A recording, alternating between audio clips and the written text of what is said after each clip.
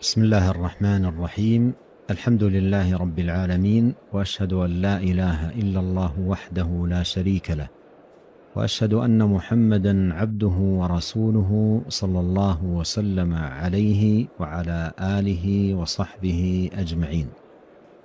أما بعد، فعن أوسط ابن إسماعيل البجلي أنه سمع أبا بكر رضي الله عنه حين قبض النبي صلى الله عليه وسلم يقول: قام رسول الله صلى الله عليه وسلم في مقامي هذا عام الأول، ثم بكى أبو بكر، ثم قال: عليكم بالصدق فإنه مع البر وهما في الجنة، وإياكم والكذب فإنه مع الفجور وهما في النار، وسلوا الله المعافاة فإنه لم يؤت أحد بعد اليقين خيرا من المعافاة، ولا تحاسدوا ولا تباغضوا ولا تقاطعوا ولا تدابروا، وكونوا عباد الله إخوانا. رواه أحمد وابن ماجه. وفي رواية: سلوا الله اليقين والمعافاة فإنه لم يؤت أحد بعد اليقين خير من المعافاة.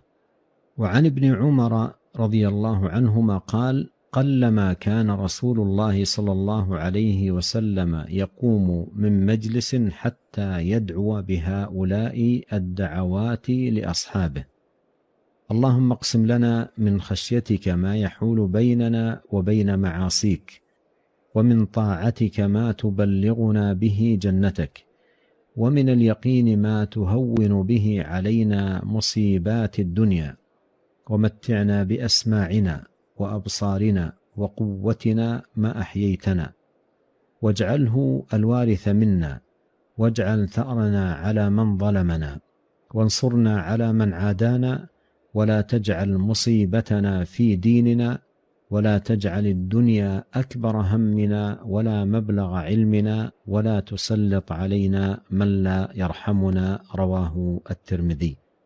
إن من أعظم المطالب وأجلها أن يعمر القلب باليقين، فإنه روح الأعمال ولبها، وهو خير ما عمرت به النفوس وأصلحت به القلوب، ومنزلته من الدين علية، ومكانته فيه رفيعة، فإنه متى عمرت به القلوب وزكت به النفوس صلح حال الإنسان واستقام أمره على طاعة الرحمن.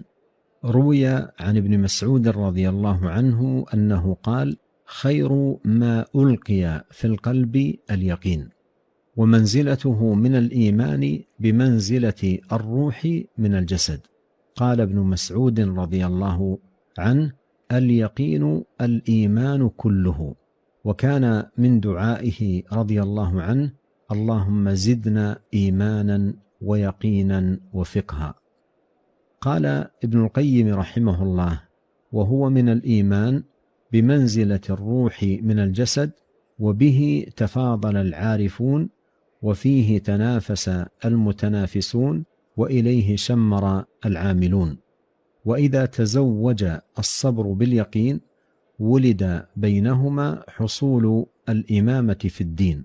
قال الله تعالى: وبقوله يهتدي المهتدون، وجعلنا منهم أئمة يهدون بأمرنا لما صبروا وكانوا بآياتنا يوقنون. وخص سبحانه أهل اليقين بالانتفاع بالآيات والبراهين، فقال وهو أصدق القائلين: وفي الأرض آيات للموقنين. وخص أهل اليقين بالهدى والفلاح من بين العالمين، فقال: والذين يؤمنون بما أنزل إليك وما أنزل من قبلك وبالآخرة هم يوقنون، أولئك على هدى من ربهم وأولئك هم المفلحون. وأخبر عن أهل النار بأنهم لم يكونوا من أهل اليقين، فقال تعالى: وإذا قيل إن وعد الله حق والساعة لا ريب فيها قلتم ما ندري ما الساعة إن نظن إلا ظنا وما نحن بمستيقنين. واليقين هو استقرار القلب وطمأنينته بالعلم وانتفاء الشك والريب عنه، قال الله تبارك وتعالى: إنما المؤمنون الذين آمنوا بالله ورسوله ثم لم يرتابوا، أي أيقنوا ولم يشكوا. وروى مسلم في صحيحه عن أبي هريرة رضي الله عنه قال: كنا قعودا حول رسول الله صلى الله عليه وسلم، معنا أبو بكر وعمر في نفر، فقام رسول الله صلى الله عليه وسلم من بين أظهرنا فأبطأ علينا، وخشينا أن يقتطع دوننا وفزعنا، فقمنا، فكنت أول من فزع، فخرجت أبتغي رسول الله صلى الله عليه وسلم حتى أتيت حائطا للأنصار لبني النجار، فدرت به هل أجد له بابا فلم أجد، فإذا ربيع يدخل في جوف حائط من بئر خارجة، والربيع الجدول، فاحتفزت كما يحتفز الثعلب، فدخلت على رسول الله صلى الله عليه وسلم، فقال أبو هريرة: فقلت: نعم يا رسول الله. قال: ما شأنك؟ قلت: كنت بين أظهرنا فقمت فأبطأت علينا، فخشينا أن تقتطع دوننا ففزعنا، فكنت أول من فزع، فأتيت هذا الحائط الناس ورائي. فقال: يا أبا هريرة، وأعطاني نعليه. قال: اذهب بنعلي هاتين، فمن لقيت من وراء هذا الحائط يشهد أن لا إله إلا الله مستيقنا بها قلبه فبشره بالجنة. رواه مسلم. وروى مسلم عن أبي هريرة رضي الله عنه أن النبي صلى الله عليه وسلم قال: أشهد أن لا إله إلا الله وأني رسول الله، لا يلقى الله بهما عبد غير شاك فيهما إلا دخل الجنة. فاشترط لقبول لا إله إلا الله اليقين بما دلت عليه، بأن يكون مستيقنا بمدلول هذه الكلمة يقينا جازما لا يدخله الشك. ولا بد من استصحاب اليقين في الأذكار والأدعية ليظفر العبد بأجرها ويفوز بآثارها. عن أبي هريرة رضي الله عنه قال: كنا مع رسول الله صلى الله عليه وسلم، فقام بلال ينادي، فلما سكت قال رسول الله صلى الله عليه وسلم: من قال مثل هذا يقينا دخل الجنة. رواه النسائي. وعن أبي هريرة رضي الله عنه قال: قال رسول الله صلى الله عليه وسلم: ادعوا الله وأنتم موقنون بالإجابة، واعلموا أن الله لا يستجيب دعاء من قلب غافل له. رواه الترمذي. وعن شداد بن أوس رضي الله عنه عن النبي صلى الله عليه وسلم قال: سيد الاستغفار أن تقول: اللهم أنت ربي لا إله إلا أنت، خلقتني وأنا عبدك، وأنا على عهدك ووعدك ما استطعت، أعوذ بك من شر ما صنعت، أبوء لك بنعمتك علي وأبوء بذنبي، اغفر لي فإنه لا يغفر الذنوب إلا أنت. قال: ومن قالها من النهار موقنا بها فمات من يومه قبل أن يمسي فهو من أهل الجنة، ومن قالها من الليل وهو موقن بها فمات قبل أن يصبح فهو من أهل الجنة. رواه البخاري. وفي القرآن الكريم آي كثيرة فيها ذكر لليقين ووصف أهل الإيمان به، وأن قلوبهم عامرة باليقين ليس فيها شك ولا ريب. وفي القرآن أيضا وصف للكفار أهل النار بأن قلوبهم خالية منه ليس فيها شيء من اليقين. وإذا قيل إن وعد الله حق والساعة لا ريب فيها قلتم ما ندري ما الساعة إن نظن إلا ظنا وما نحن بمستيقنين. قال الشيخ عبد الرحمن السعدي رحمه الله: ذكر الله اليقين في مواضع كثيرة من القرآن في المحل العالي من الثناء.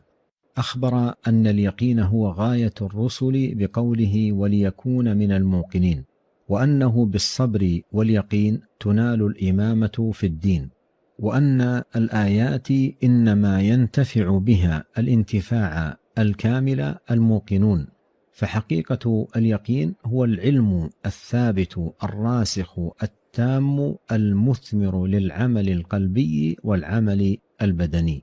أما آثار اليقين العلمية فثلاث مراتب: علم اليقين، وهي العلوم الناتجة عن الأدلة والبراهين الصادقة الخبرية، كجميع علوم أهل اليقين الحاصلة عن خبر الله وخبر رسوله صلى الله عليه وسلم وأخبار الصادقين.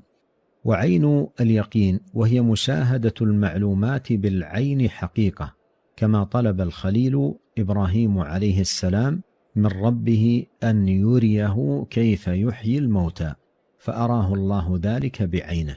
وغرضه عليه السلام الانتقال من مرتبة علم اليقين إلى عين اليقين.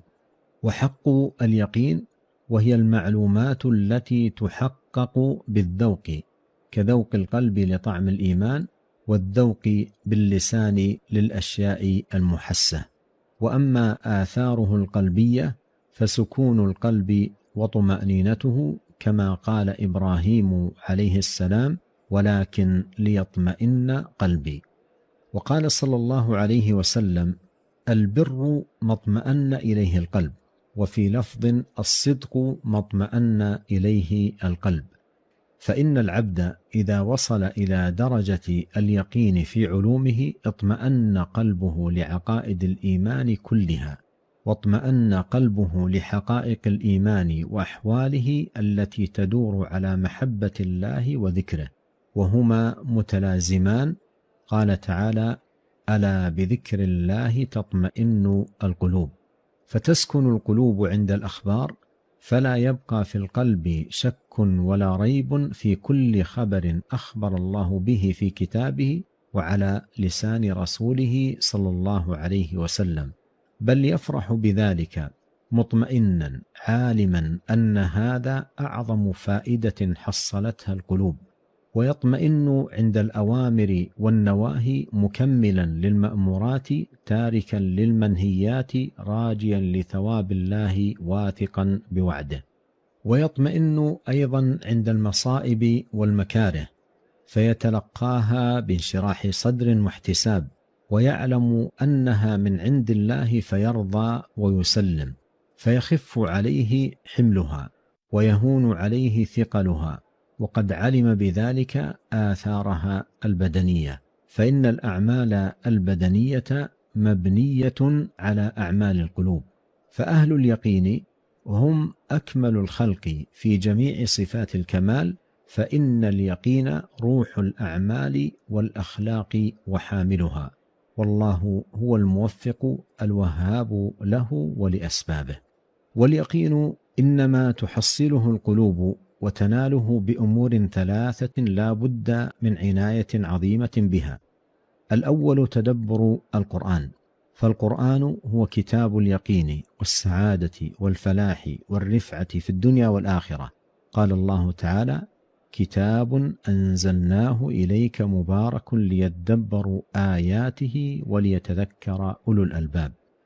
والأمر الثاني التأمل في آيات الله التي جعلها في الأنفس والآفاق تدبرا يهدي القلوب إلى عظمة من خلقها وكمال من أوجدها وجلال من أبدعها سبحانه. قال تعالى: سنريهم آياتنا في الآفاق وفي أنفسهم حتى يتبين لهم أنه الحق. والثالث العمل بالعلم، فإن العمل بالعلم يثبت اليقين ويمكنه في القلب، ومخالفة العلم يثمر ضعف اليقين ولربما زواله. وعودا على بدء، قوله: سلوا الله اليقين والمعافاة، جمع فيه بين عافيتي الدين والدنيا، ولا يتم صلاح العبد في الدارين إلا باليقين والعافية، فاليقين يدفع عنه عقوبات الآخرة، والعافية تدفع عنه أمراض الدنيا في قلبه وبدنه. نسأل الله لنا أجمعين اليقين والمعافاة والتوفيق لرضاه. وصلى الله وسلم على عبده ورسوله نبينا محمد وآله وصحبه أجمعين. والسلام عليكم ورحمة الله وبركاته.